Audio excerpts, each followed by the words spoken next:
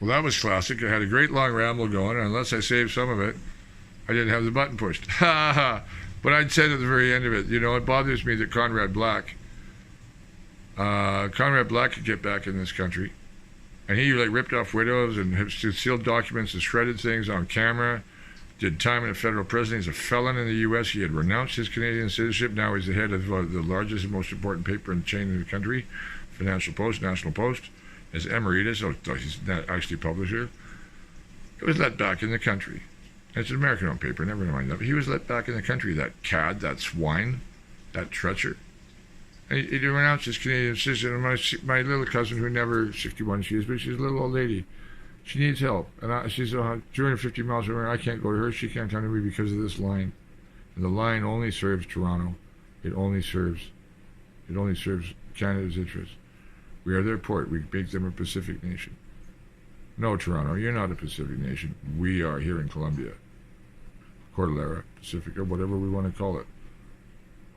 But Toronto, you're not. And you tried to make us into Toronto, and it still hasn't worked. And you have somebody from Toronto in Lillooet telling me that I don't know what I'm talking about. And I went through a big, long explanation of lots of things. She had no clue about our history or about Lillooet.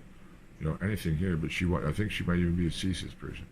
Because the groups like Idle No More are going to have moles all through them to shut up people like me that are saying dangerous things. And don't say, you're being paranoid. Oh, shit. Anybody who knows Tom Pynchon name, of course, he's a Northwest author on the other side of the boundary where they actually have a free press instead of a tightly controlled CanCon press. Oh, yeah. Oh, yeah.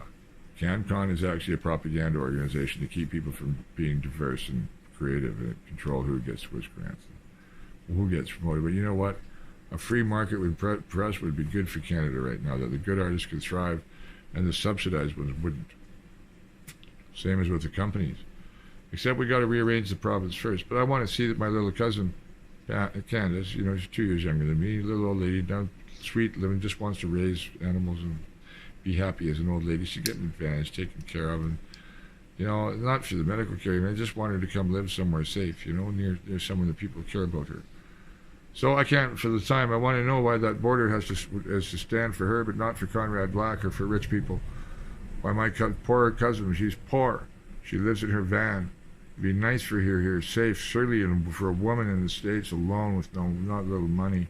She'd be a lot safer here in rural areas, and not the Highway of Tears, of course, but she's a pretty blonde, probably still fairly pretty California girl, sweet, innocent, kind of hippie, kind of farm girl, and I just like to see her live somewhere nice. I can't go to her, but Conrad Black, back in, no problem, you know what, your old mansion, back, how about your job at the Post, the paper he started.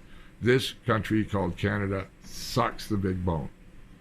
So I wish I'd recorded all the rest of it, but I'm full of fire, it'll all come back out again.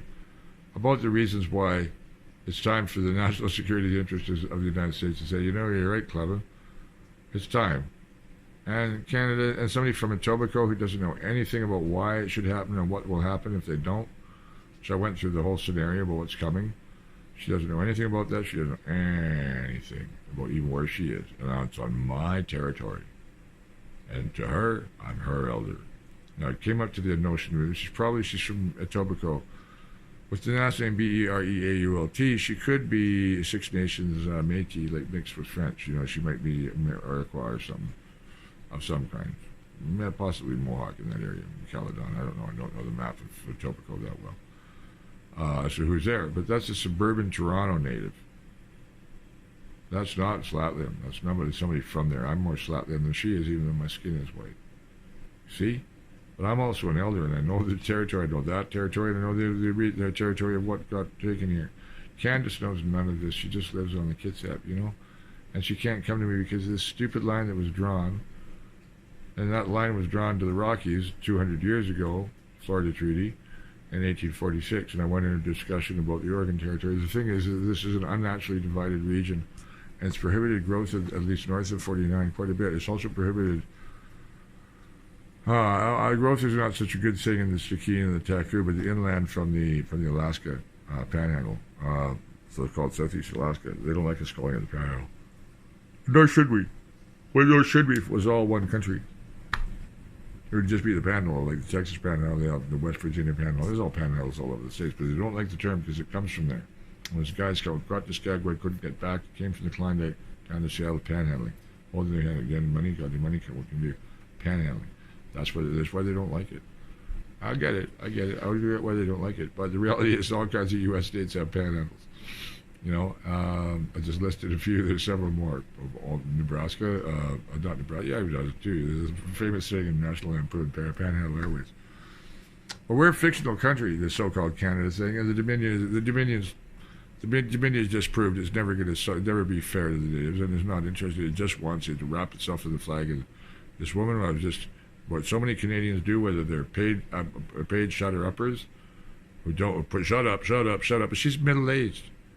She's not the young people who I'm talking to, but providing them something for their future that gives sovereignty for everybody, a better human rights thing, a vote in the most important election on the continent in which we have no say at all. We have almost no say at all in Ottawa.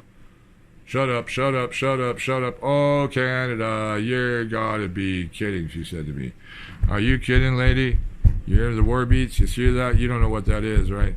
That's Thumper. That's my war spirit. That's the part of me saying, are you kidding, lady? You don't know what's coming. I know so much that you don't know. You're laughable. Anyways, Governor Walsh, I like the governor. I hope the real U.S. military, when they see this, probably were tapping me even when I didn't think I was recording. I don't mind. Maybe I'm being paranoid there. I don't know. You never know what these phones are doing. The 5G network is right next to Puget Sound Military. I know why they don't want it. I get it. So I got the phone. You want to hack it? Sure, take it. Give me a nicer one. Whatever you want. You know, America train it with this one. You want to study it? Take it. But they've got a P-20 already. But, you know, I get it now. You know, and the manifest destiny is inevitable. Sooner or later, I'll have my cousin in my arms and say, how you doing, Candace? It's been like 50 years since we've seen each other or more. We were little kids. And she's having a hard time. And we're cousins. You know, like blood cousins, but really care about each other because we're the black sheep, the white sheep. And the wolves are out there, I know, because I've met lots of them. And the wolves have bitten her.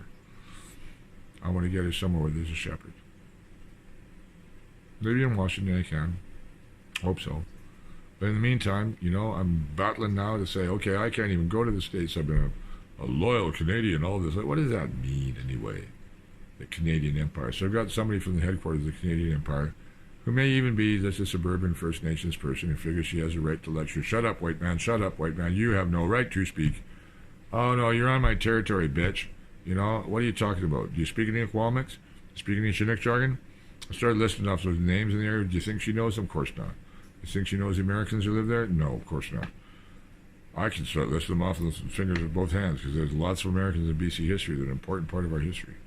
They really are settlers, too, not just the McGowan's War and the Gold Rush, but settlers, famous settlers. Anyways, I can't go on. It's tiring, but this will be shorter as well. I went on for quite a while, didn't record. That's a good thing.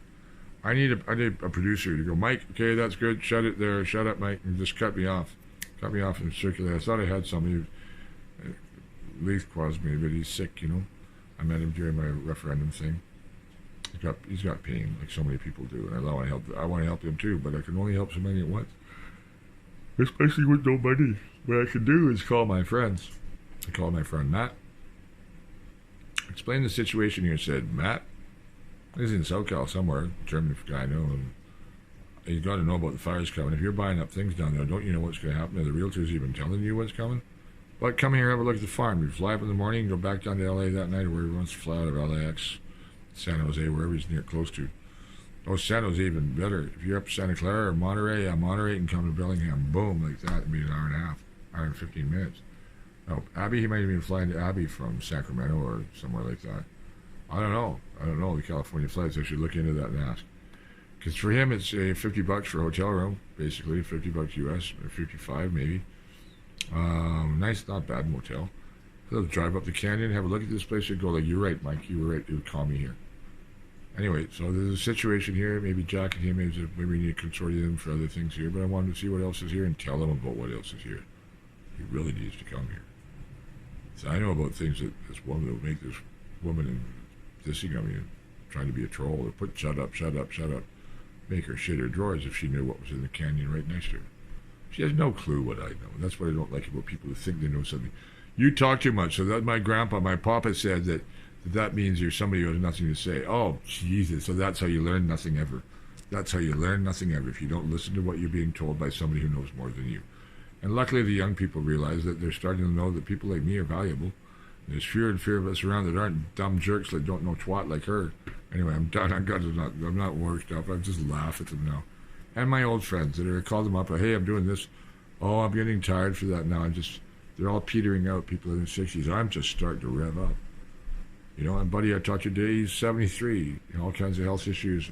Seen things in these mountains and been older than me. Knows the places that I knew. And that's there. And this is here something I knew from somewhere. What is up here too? This is all connected. The history here. It's